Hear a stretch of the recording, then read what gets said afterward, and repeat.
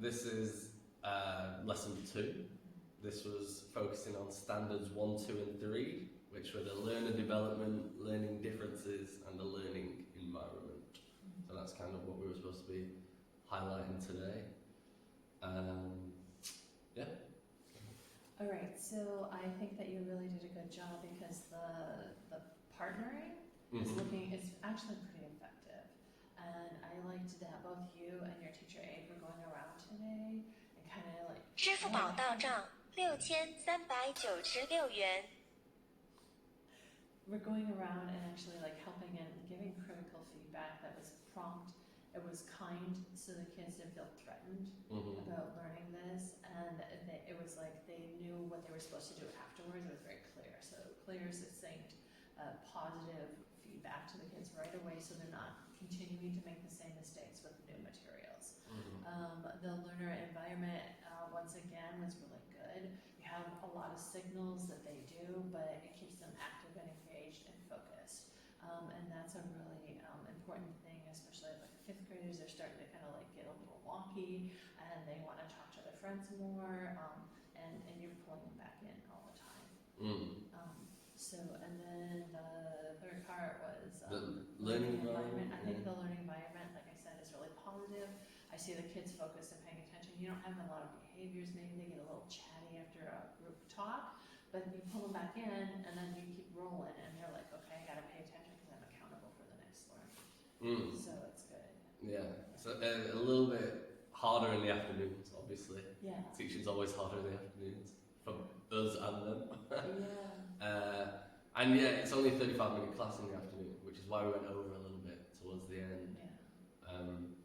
Yeah, there was a lot covered today, there was a lot of moving parts, but the idea is to introduce them at a very basic concept now, and then when we do go on to learn, because obviously the simple verb tense is the easiest, so when we introduce like conjugation and root forms, and then when we move on to like continuous verb tense, and it's introduce it now and then I can keep it going throughout the year. You know, we know now what subject-verb agreement is, so we can pull it back to that.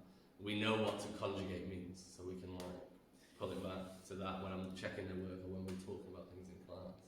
No, and I really like the clue for subject-verb agreement. S is subject. You add an S for the third person singular. And that's a really cool kind of thing. Like kids can make connections with that really easily. It's something they struggle with here especially. And this is like the cultural thing of they don't conjugate verbs in China. Right. They add a word to show that it's going into the past tense. So it's something that, it's the most common mistake that I see across the writing in this class, without a doubt. Well, no, because they're confused all the time, because in Chinese, of course, there's only one, it's only is, or it's only go, and it's only eat. And yeah, like you said, you add a little add-on, but it's not any conjugation whatsoever to show difference. It's even adding an ending or a prefix to it. There's nothing in it. In other cultures, they have that too. So yeah, the verb conjugation is really critical. Just as a teacher going into this next part of our teaching, from my personal experience, is that I think I'm going to try and do 2 or 3 times a week that just have them conjugate one verb into the I, you, or have them do like future, present, past tense, something like that. But that's for the future. That's not for this lesson. This lesson was really good.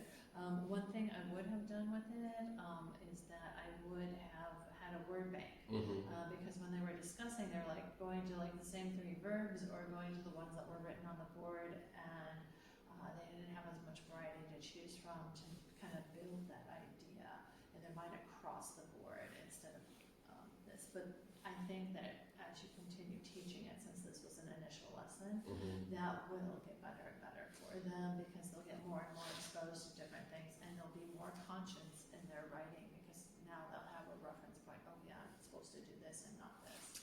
Yeah, it's not something I'd actually thought about. Like when I think about handouts, I think about them coming after the teaching, but giving like teaching aids like that, or like learning aids like that, is actually a really good idea. It would have made things, it would have made it much more relevant today to give them something to like focus on. I think that's definitely something I'm going to have to think about in my future lessons, because it's not something I'd And having to teach, like this week, we have to expose them to everything, and because it's been a weird schedule this week, we've had to like kind of scramble for certain things and push forward with other things that we're not used to necessarily doing. It's kind of rushed in that way. So I think you did a good job as an exposure lesson. I wouldn't consider it a mastery lesson though, right? Oh God, no. They're just being like, hey, this is what this is, and let's take a look at it, and then maybe next week we look at a few different things and just keep rolling with it. It's build on. definitely take the basics, and yeah, even in today's lesson there was stuff that, I mean, we had to go over the subject-verb agreement again, because just when I was going around I noticed some people, they just weren't quite getting it when they were talking to each other.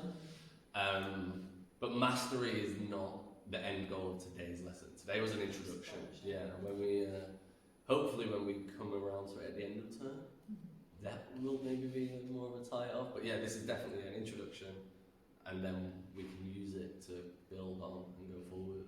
Yeah. Because obviously we're still very early into the term. You know, we're still in like week 4, 5, really. Yeah, and so like just exposing them what's good today, and they did learn something from it. I'm pretty sure they walked away knowing more than they walked into the classroom with. But it was a lot of material. It was. So in the future, maybe I would just like, even though you're supposed to cover a certain amount of stuff, sometimes covering a little less in a really focused manner makes a difference. Definitely. So that would be another thing that would help. Like just do the present. What is the present? Really discuss what present is, and do some examples of the verbs, and then just kind of like build that exposure. But they already know some of this. Yeah, so the tenses, it's just we we have such different levels like in our class, so it's always hard to think like, where am I gonna like level this really? But yeah, today was more like an introduction, and when we will have another lesson which is just subject-verb agreement. Right. And when we do the continuous tense, it will be like conjugation, will be like the focus.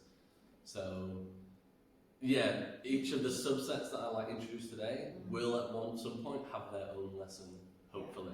Yeah. Okay. Well, so that was the plan. But, well, I think we've covered it all. yes, thank you very much.